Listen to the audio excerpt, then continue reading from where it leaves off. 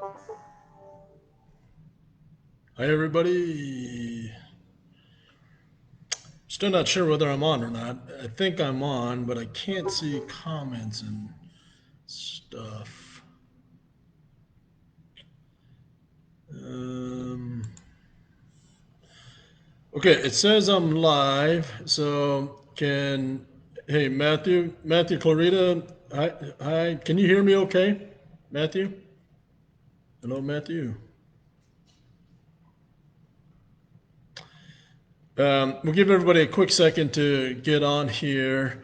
Matthew, Rosa, I see that you're on. Can you guys hear me okay? Ray Parker, Eugene Declan.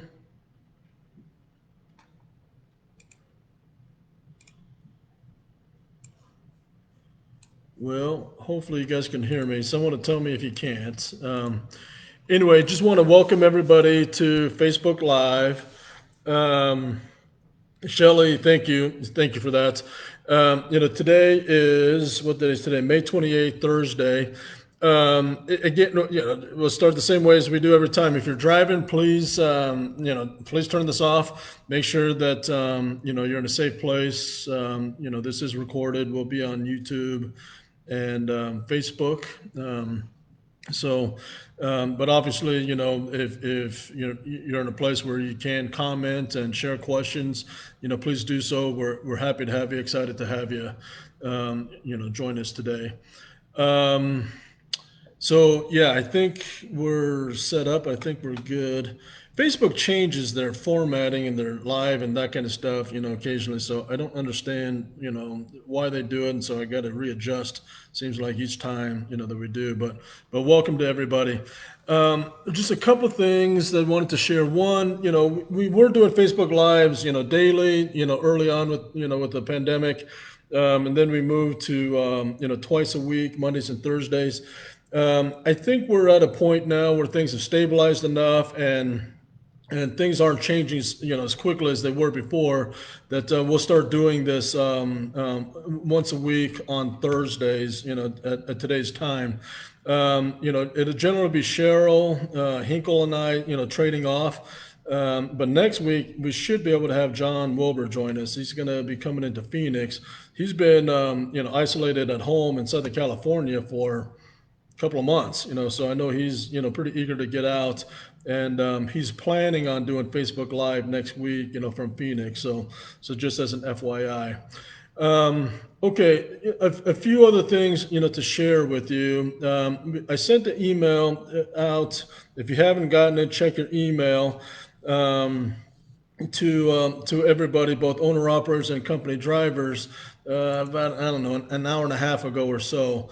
Let me, and it's related to our temporary COVID appreciation pay, updates. And so for those of you who have not heard, who have not checked your email, we did, have the 5 cents a mile for company drivers, an additional 2% on revenue for owner operators, through the month of April and the month of May, to assist, with everything that's going on, with the COVID-19, pandemic. Let me just read to you the email that I sent out. So bear with me if you've already seen it, read it, okay? But I'm just going to read that real quick. To all Roadmaster Group drivers and independent contractor partners, thank you to each and every one of you that fought through and hung with us as friends, co-workers, employees, partners, and through one of the most difficult periods in our nation's history, certainly in trucking history. I hope each of you have always felt valued and appreciation from Roadmaster Group, but the nation at large finally started to understand the importance of the work we do as a company, drivers in particular, and recognize the essential nature of our work and what we do as part of the front line of this pandemic. The Roadmaster Group was a leader in the trucking industry and how to respond to the chaos at large. John Wilbur, myself, Donnie Lester, and many of our drivers, including Tina Copeland, Charles Evans, Mark Sain, and others, were interviewed by national publications to give perspective, understanding, awareness, and advice on how to proceed and manage. We led the nation in our COVID relief pay, our COVID appreciation pay, and other processes and programs that were implemented. Roadmaster Group made some difficult adjustments through the first few months, which included a minor reduction in forced layoff of 5 co-workers and the delay of new hiring of anticipated positions. Many of you reached out to voluntarily forego the additional cap pay or donated to those in need, gestures that were noble and appreciated beyond words. Roadmaster Group is fortunate to be in a healthy position overall and was in a position to make needed additional funds available to our drivers and owner-operator partners. We all understood that these COVID-related programs were not sustainable long-term, but helpful aids in the short term. Since April 1st, we are privileged to have paid out over 500,000, almost 600,000, in additional COVID-related funding to our drivers, an amount perhaps unmatched by any other trucking company in the nation, almost certainly led the industry in amount of funds per driver. The vast majority of the $500,000 was paid out in the form of additional pay and compensation, and the balance really was paid out in the reimbursement of masks, cleaning supplies, etc. All COVID appreciation pay for the month of May should be paid out by June 9th. Company drivers will get it the Friday before, so I think that's June 5th or 6th, and then owner operators on June 9th. As the nation largely reopens for business, effective June 1, we are ending the COVID appreciation pay. We will never end the appreciation, of course, we have for each of you as drivers. The world is not back to normal. We recognize that COVID-19 remains a risk and a concern that requires our continued vigilance. We will, of course, continue to monitor the impact economically in terms of food availability, cleaning supplies, and other challenges that our drivers face in the outset of the pandemic. The COVID relief pay remains in place, and the reimbursement of necessary cleaning supplies and face coverings remain in place. But anyway, that's the gist of it there. So, the summary is that, April and May, for the COVID appreciation pay to our company drivers and owner operators, it was in excess of $500,000, dollars, that we paid out in that. And we're grateful, to the work that each of you did. We're grateful to, be able to be healthy enough as a company, to offer this kind of, relief, pay. There are other companies that had various COVID relief, programs, but they were largely related to if you got sick, if you were diagnosed with COVID relief, then you're entitled, to some various, pay bonuses.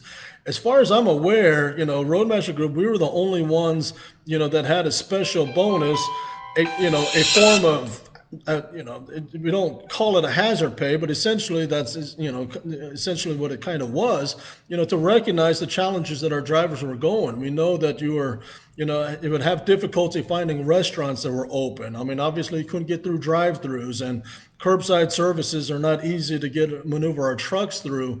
And so you just had additional expenses. As the nation is largely reopened, and I'm aware that there are certain areas that's not the case, that there's certain areas of the country, that are still, closed down, and so forth. But for the most part, most of the country is reopened. The program, unfortunately, just is not sustainable, long term. I wish we could, leave those extra pays in place. But please know that we did appreciate and do appreciate, the work that you guys continue to do and have done, through, to help the country and our company, through this pandemic. So anyway, any questions, comments from that, please feel free to send them through. And as I look through questions and comments, I tell you, it's fun to see where everyone's coming from, or joining us from. Terry, from Washington, Raymond from Plattsburgh, Matthew Clarita from Arizona, Keith and Wanda Carter from Florida. So, so it's very cool, to see all of that. So, Carrie Magnuson from New Jersey. Okay, so share with you, there are signs of economic recovery. 2 weeks ago, I was pretty concerned, and everything I read was showing, trends were not good, and various indexes were not good. I saw a report that 88,000 trucking related jobs was lost in the month of April alone. That's truck driving jobs, that's office jobs, just transportation related. It appears that the forecasts for the future are much better. There is an economist that I trust that specializes in trucking, and he feels like, for various reasons, that the trucking and transportation will bounce back pretty quickly. There's a lot of economists that are suggesting 12 to 18 to 24 months. I saw even up to 3 years, for us to rebound and recover everything that we lost, through the pandemic. This economist, feels like, because of various reasons, manufacturing returning to the United States, with the concerns of China, the acceleration, and John Wilbur and I, had an opportunity to talk in various, articles about what the pandemic has done is just accelerate, trends that were out there. Well, there were trends of manufacturing returning to the United States because they're less labor intensive and more technology, related. And technology we have here in the United States, we do not have the advantages, for cheap labor that a lot of third world countries do, right? And so when technology is able to manufacture, then a lot of those jobs can come back, which creates a lot of opportunities for trucking. Now, if I'm a factory worker, if I'm or obviously a manual laborer in China or Vietnam or Mexico, where some of this manufacturing occurred, that's not necessarily great news for them. But he points out that is good news for the trucking industry, as his manufacturing trends, return back to the United States. So, in the last week in particular, I'm seeing, and maybe you guys are seeing the same thing, that there are just more indications of opportunities for, transportation and our industry, to get back to a healthier footing quicker, there. So anyway, any questions, comments about that, please feel free, to send in, there. Um, I do want to reinforce once again, again, as we're getting back on better footing here in Arizona, restaurants have reopened, and I think hair salons have reopened, and that kind of stuff. That's not the case nationwide, nor have local regulations around face coverings, and certain stores and restaurants and markets might require face covering. Be aware, that a lot of those things are still in place and will probably be in place long term, until there's a vaccine, until there's a herd immunity, that's in place. So whether you agree with it or not, whether you feel like face covering should be in place or not, you got to carry them. I mean, it's some of our customers are going to require them. So my best recommendation and advice is to make sure that you have a face covering. Whether it's a bandana or an official face covering or whatever. It does not need to be the N95 surgical masks. The last I've seen from the CDC and others, we're still trying to save those largely for the frontline healthcare workers. But it is a good idea to continue to carry face coverings. So um, anyway, this is let me just go through comments and questions real quickly. Yeah, Holly, first, thank you. We do feel appreciated. I love this company. I have a 2K mile run finalizing on the first or second with that following COVID cutoff, as the miles ran will be prior to the first. And here's what I can tell you. I mean, there has to be a cutoff distinction somewhere. The delivery call is what determines all of these mileage based things that we do. So when the delivery call is sent in, that's when everything is finalized there. Um, Christine from Alabama, David Ransom from North Dakota, Barbara from Arkansas, Chad. Chad, we appreciate your comments and your thoughts, and we appreciate you. Holly, shout out to Lodge Mom Trudy for the mash she made. Yes, Trudy's been remarkable through this. I know she's able to watch this later on. Trudy, thank you. We thank you. For many reasons. Trudy is the reason why we're able to keep the driver lodge open, because of her commitment to going through and cleaning things and wiping down surfaces and handing out masks and gloves, when necessary. I'll also share with you that our new drivers in orientation. We had concerns about, how do we get them meals? I mean, our main restaurant that we use next to the hotel, they shut down, they closed. And we had an arrangement with them where they would feed dinner, to our drivers, each evening. Trudy stepped up and she made meals, lunches, and dinner many times, for all of our drivers through orientation. There, and I'm not certain that we would have been able to continue to do orientations if Trudy, wasn't available and willing, to do that. So I mean, it's not just Trudy; it's many of you individually. I tell you, it was really inspiring. Several of you, send in messages. Hey, the COVID appreciation pay, we appreciate it, but give it to somebody else who needs it. Give it to somebody, who's getting laid off. Give it to somebody, that needs it, because they're struggling financially. And I tell you, it's a very cool thing, to be able to see those messages and to know, that, I think sometimes family is overused, in the work environment. And, but it was very cool to see.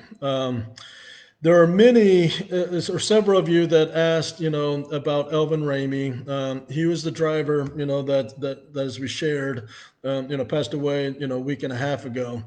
There, it's, our condolences, certainly to his wife, and to his family.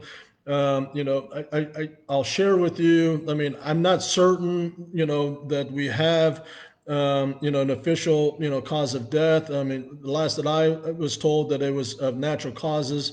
His family may have more specifics, related to that. I don't know that it's appropriate for us to know that, and certainly maybe to share it. But what I can, share with you is that it was not related to COVID-19 in any form. Obviously, that's something that we're very aware of and sensitive, to, beyond the sensitivities to Elvin's family. So those of you who reached out and asked about that, we appreciate your thoughts and your condolences, and we shared all the messages that you sent in through Facebook and elsewhere, to Elvin's wife, to his family. So anyway, okay. Any other questions or comments? Send them in, real quickly here. But otherwise, that's really it for today. If anything else, send in, email me, email Cheryl. We're happy to discuss those questions. And then for next week, if you have particular questions for John, go ahead and send them, to me, and we'll have them prepared, to ask John Wilbur next week as well. So in the meantime, I also want to mention Happy Memorial Day. It's for those of you who have family members and servicemen and friends, that have been lost in conflict. We honor, their service, and we honor your sacrifices. We have several drivers, we have several people in the office that are Gold Star families, and we appreciate, the sacrifices that they have made, and then you as family members and friends, on our behalf. So anything else, just let us know. Anything else that comes up, and I'm happy to assist where we can. Have a great weekend. Appreciate all of you. Thank you.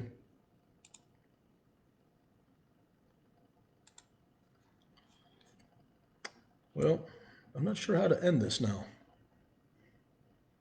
Oh, here's the button.